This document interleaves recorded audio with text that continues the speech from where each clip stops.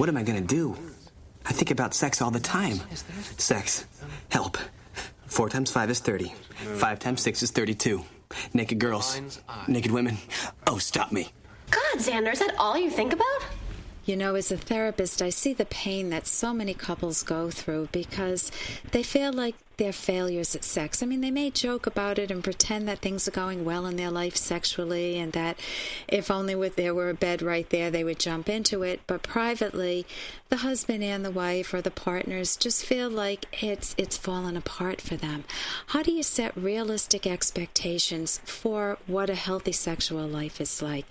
With me to discuss this is Dr. Barry McCarthy, who is a certified marital and sex therapist, and with his wife, Emily, he's co-authored 8 books on relationships and sexuality, including Rekindling Desire. Dr. McCarthy, welcome to the show. I'm very glad to be here and looking forward to talking with you. Yeah, it's so great to have you on again. Think of a couple, a typical couple, let's say Annie and Frank. They feel like they're failures, and they can joke about sex, but in their private lives, they feel like they only have good sex on occasion and they don't mutually orgasm. And sometimes their encounters are total duds. Mm-hmm. And they decide to go to a sex therapist such as yourself to figure out how they can reach orgasm together like they see in the movies so they can have a dynamite sex life, the one they've always dreamed about. What advice would you give them? Well, the first thing I would say to them is that you should enjoy the movies as fiction. It has nothing to do with you or any other real-life couples. Movies are never about marital sex. It's always about premarital affairs or extramarital affairs, and the sexual performance is always totally perfect in the movies. The reality is if you all have movie-quality sex once a month, you're doing much, much better than most people. The reality of most couple sexual relationship is that they don't simultaneously orgasm. And when they do, they find it often more of a disappointment than a big turn-on. That in about 50% of most couple sexual interactions, that it really is enjoyable in terms of desire, arousal, and orgasm for both of them. Remember, that's only 50%. Mm-hmm. Very much more commonly, one person, usually the man, will like it, enjoy it more than the other. And some of the time, it'll be a kind of a okay but not great experience. But the most important thing for couples to hear and understand is that among normal, healthy married couples, 5 to 15% of their sexual encounters are dissatisfying or dysfunctional. And they shouldn't put themselves down or feel like failures at all, that's a normal expectation. So it shouldn't ruin the day for them, and they shouldn't walk around thinking that, oh my gosh, I'm not woman enough for Frank, I don't have these wild and crazy orgasms, or Frank might be thinking this was such a bad experience because I lost my erection, and, Annie is probably going to look at that hunk of a guy that she works with a little more longingly, and they make it into almost a self-esteem issue. Can you tell me a little bit more about that? It absolutely does. And that rather than seeing sexuality as something which is a positive part of your life, which bonds you as a couple, which energizes your relationship, sex becomes this big pass-fail test, and you're always feeling you're not good enough. My favorite of all the unrealistic myths in our culture is that 3 out of 4 men feel that their penis is smaller than average. It doesn't make any sense. It can't be possible. That's funny. but they do. Or women who say, I've got to be like in the magazine, or I've got to be like males. I've got to have an orgasm every time we have sex, and if we don't, there's something wrong with me. Right. Or I've got to be multi-orgasmic. I have to have G-spot orgasms, or I have to have 2-hour orgasms. Right. All of those things emphasize sexual performance, and the truth about sex is that sex is essentially sharing pleasure. It's not about performing. So if they're making love with one another and they're thinking, how am I doing now? I wonder what this looks like, and is my hair pretty enough, or does she like my cologne? Am I too hairy? Do I smell under the armpits? Then what does that do to the pleasure?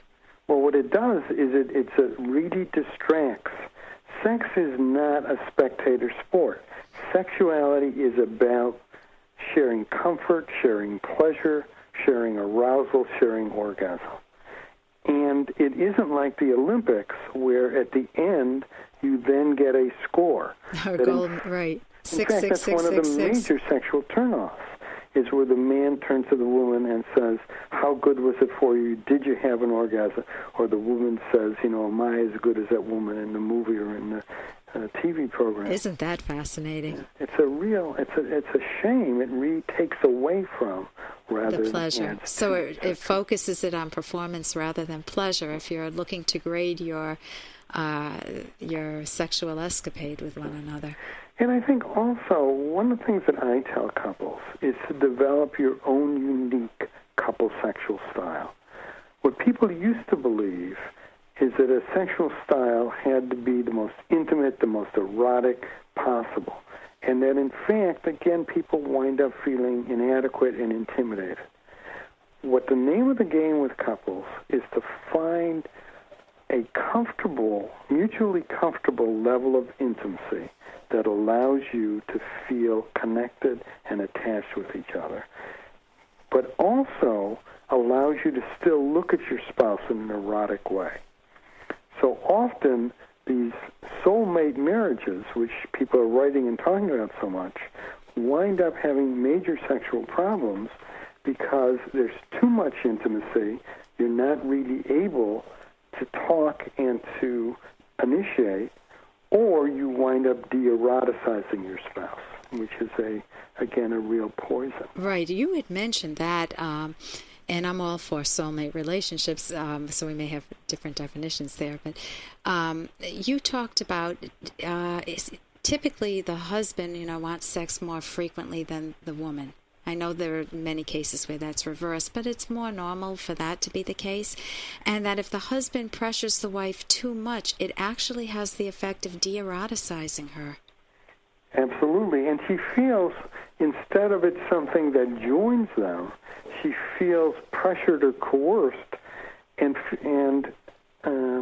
feels that it becomes a power struggle. When sex becomes a power struggle, it's one of the things that really poisons a healthy sexual life. And then the wife will avoid it, or the husband will avoid it, and then you get into the avoidance strategy, and then they need a sex therapist. Right. Or they need to read one of your books. Dr. Barry McCarthy, with his wife Emily, has written Rekindling Desire, for those of you listening and who may want the book. In terms of how to get one of your books, how would people go about finding out more about you or all of the books that you've written? Well, I suggest going either to the bookstore or to Amazon.com or BarnesandNoble.com. Our books are listed there. The most relevant is the Rekindling Desire book. And the other one I think that's really quite relevant is a prevention book called Getting It Right the First Time, which talks about developing a healthy sexual relationship in the first 2 years of marriage. Actually, one of the things that's been interesting is that I often wind up autographing those books to couples who are about to get married in terms of thinking about starting it off correctly. What a lovely gift. What a lovely wedding gift. Well, thank you so much for joining us today, Dr. Barry McCarthy. Okay, I enjoyed it. And I wish you some shared pleasure this week with your loved one. And if you don't have a loved one, I hope you have some success in finding one. I'm Dr. Ellen Kenner on the Rational Basis of Happiness. Your future hasn't been written yet. No one's has. Your future is whatever you make it. So make it a good one.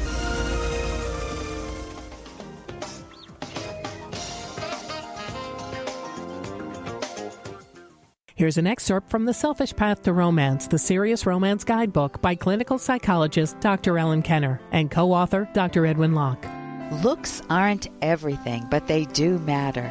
Of course, avoid comparing yourself unfavorably to fashion models. Enjoy doing the best with what you've got. Weight, physical fitness, grooming, how we dress, and how we carry ourselves are within our control. Our looks convey our attitude toward ourselves. You have only one body for life, so you might as well take good care of it. Exercising regularly, eating well, and dressing nicely reflect how you feel about yourself and your life. If you pay attention to your health and appearance, you'll like yourself more, and you'll have more aesthetic appeal to others. You can download Chapter 1 for free by going to drkenner.com. And you can buy The Selfish Path to Romance at amazon.com.